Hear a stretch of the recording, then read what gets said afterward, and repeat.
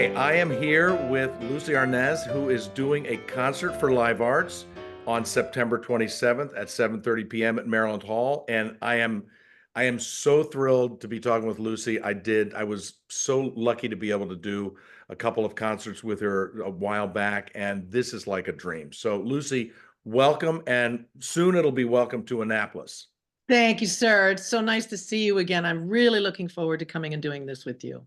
Thanks. This is something that I will tell you. I actually, when we were sort of chatting before, I didn't tell you this, but when I was, this is my 40th season, which means I started when I was 5, and I Yes. told when I was talking to my board and the executive committee of my board, and they said, well, what do you want to do for the first, at the beginning of the season? And this literally came right out of my mouth. I said, you know what I really want to do? I want to have Lucie Arnaz come in and bring one of her performances. Oh, And I knew that you had a Latin roots show, and I knew you had this. Am I remembering correctly? yeah, yeah, yeah, yeah. Yeah, and I remembered. I said, I said, I love her singing. I love the way she does it. And I'm going to tell you something. Now I'm going to embarrass you a little bit.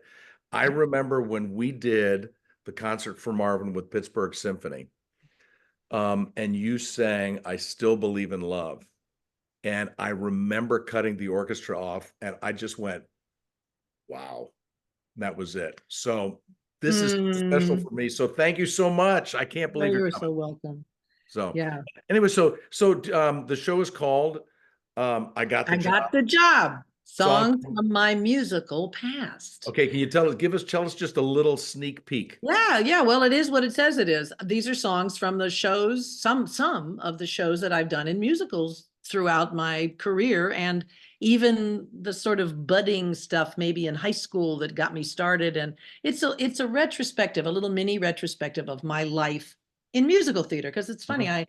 I've done a show talking about how did I even get started in musical theater? Mhm. Like, how did I get started? Right. And I actually attributed a lot of it to listening to my father and his music. And that's how that sort of Latin roots, Sure. this is my roots. They came from, Latin. Right. And I've done lots and lots of years of just shows called Lucie Arnaz in concert or an evening Right. with Lucy, Right. whatever. And that's, you just pick what you want to do. And that night, maybe you have a theme, maybe you don't. I don't usually do theme shows. Right. It's Lucy, come over and Yeah. see me. Come see it. But Ron Abel, my musical director of many, many, many, many years, and I were thinking about a new show. And I said, I had an idea the other day that I should take a look at some of the shows that I've actually done in my musical career, my musical theater career, and see what songs are from there. And maybe songs I sang, songs that I love, maybe songs I didn't even sing, but I loved. Right. And Ron kind of went like, like, I don't know if that's going to be any good. And then we sat down and made a list of the shows that I've actually done and the people I've worked with and the stories I could tell. And he went, wow, what? You did really? And wait a minute. Oh my God, you know what song is from that show? Oh my God, And he said, this is a really good idea. And I said, yeah, it's funny too, because when I was a kid, I wasn't, I was maybe 20. Right. My father, is still alive. And he said to me at one point, honey, I think you should do a show. Well, using some of the songs and telling stories from all the musical you've been in. And I thought that's a really good idea. And I said, but Dad, I've only done 2 so far. It's going to be a very short show. Uh, So I kind of dismissed that idea for a long time. But now I thought, you know what? That's a hell of a good idea anyway. And right. so here we are, and we're doing it. And we haven't even put in all the songs from all the shows. You couldn't, it's a Right. long enough show as it is. But it's as many stories as it is songs. It's a lot of theater memory and theater stories. And like you and I were just chatting before this, stuff you'll never forget, just crazy stuff. And that's just from working in concerts. But I have things that happen on stage or in rehearsals or wonderful moving things about people that I've worked. And I've been so lucky to Yeah. have actually met and gotten a chance to sometimes work with some of the great composers that, I just adored growing up. Yeah. Because my dad was a singer and a band leader, and he Right. knew Sammy Fain and Burt Bacharach Oh, and right. Sure. Sammy Kahn and Jimmy Wow. Durante and Wow. whatever. And we're Dean Martin and people that Frank Sinatra. He's always making Sunday sauce tonight. We're going over there.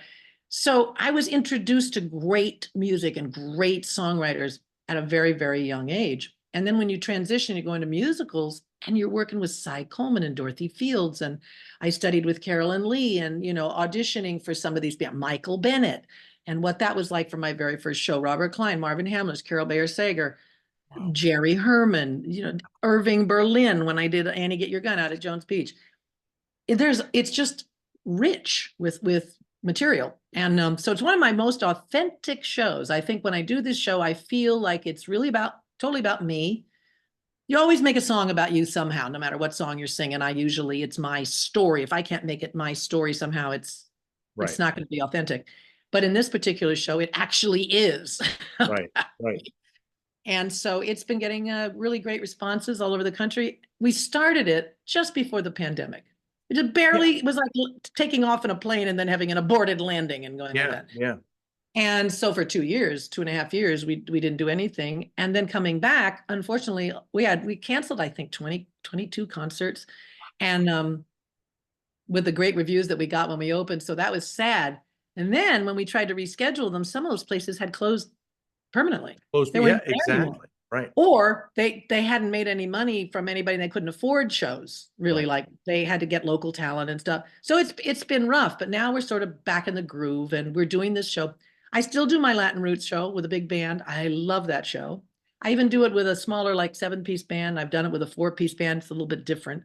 Right. And I just do evenings of Lucie Arnaz and put together whatever from the hundreds of arrangements we've had over the years. Well, and when I we were talking about this today with the people that work here with me at Live Arts, and we were looking at your bio on your website, and one of the things is, which things do we sort of, because there's so much you've done so much, and the one that I always sort of I really wanted to see you when you jumped into Pippin. Yeah. I really wanted to see you because I love Pippin. Pippin is like a guilty pleasure for me. Yeah, especially And that version with the acrobatics and all of that.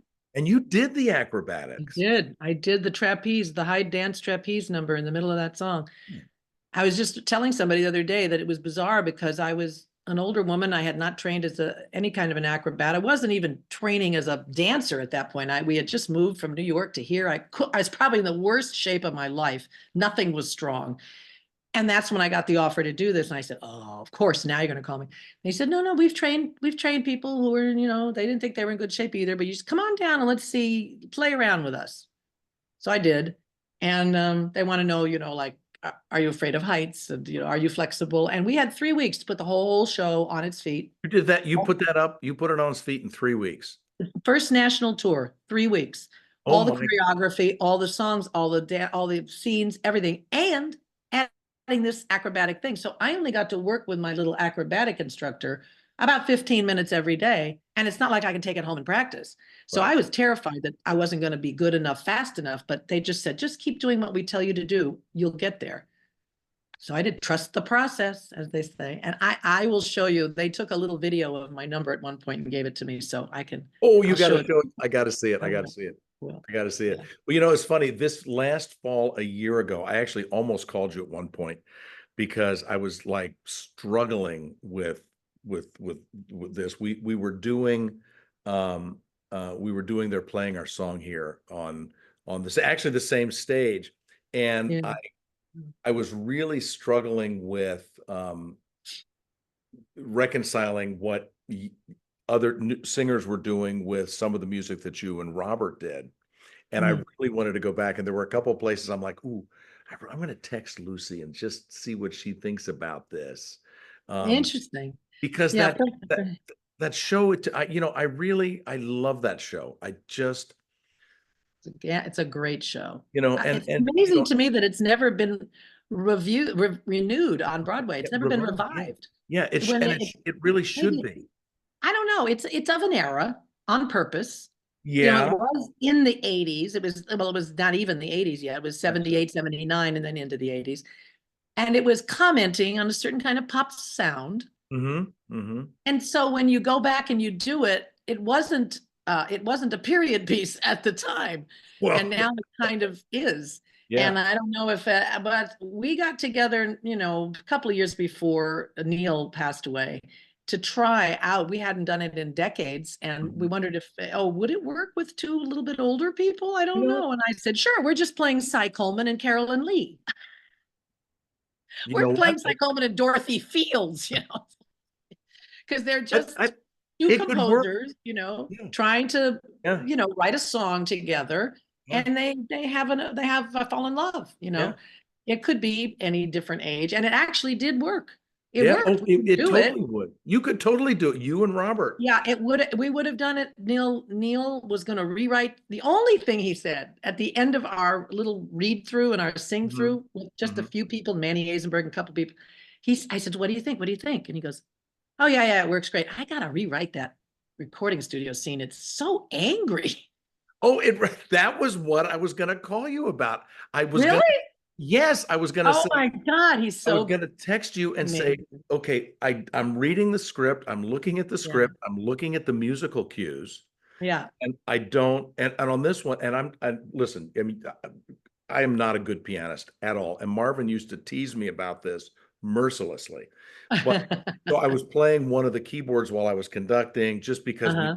add some stuff in, and it was the recording studio scene because it really it was so it just it I couldn't figure out how to do it. I just really Well, you really have to stay so real Mhm. and and find where it's all coming from. And I think what Neil was feeling that day uh, was maybe Robert.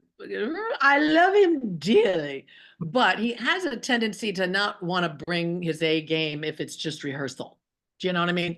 And he doesn't really like rehearsing all that much. And so I think that day he was kind of just reading it, you know, yeah, yeah, and there's some stuff that sounds very angry, but if you commit to it and you have reasons for why this is just, you got to back it up with all the stuff that has been happening yeah, with their relationship. yeah, And then it doesn't seem angry. It seems right.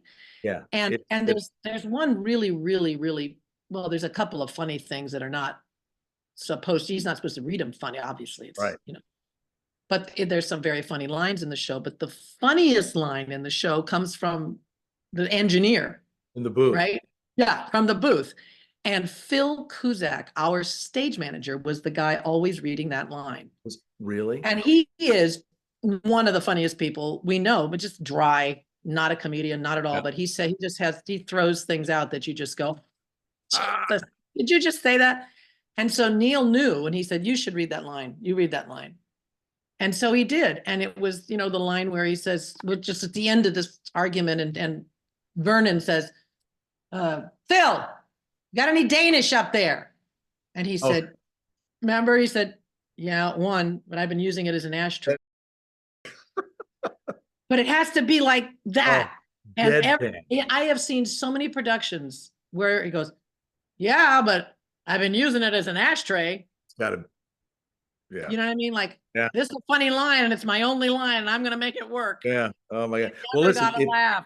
all right. Well, if you ever decide to do it again and Larry's not available, Oh, it's not going to happen. I will, I think I might be a little long in the tooth now. you are not even, I don't even want You're to hear very it. sweet. I I don't sing a even. lot of the stuff in my show, and I feel like the songs are still wonderful. I'll come direct it for you one day. All right, we'll do it. We'll do it together. You do it, and yes, you We'll do it conduct, I'll together. direct. Well, I'm going to let you go, but I wanted to let our audience know that you are coming to Annapolis, and I'm telling you, they don't want to miss this. This is going to be an It's a amazing good show. show. They're going to feel better coming in when they leave than they did when they came in. It's a very up, fun night. It's a lot of good stuff, a lot of good, and it's a lot of different stuff. I mean, Yeah, it's well, all, and with you it's and all of Ron, it. it's just going to be, Yeah, you. I mean, I wouldn't, it's so funny. The last thing I want to say is I had a choice to do this with a bigger band.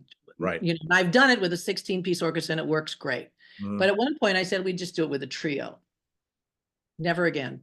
I can't do it with a trio. I can do it with a big band because then it sounds like the original Right. charts kind of. Right. But if you have a piano and a great piano player, Yes. a great accompanist, Mhm. as Ron is, somehow once you get going, you fill in all the rest. You don't miss anything.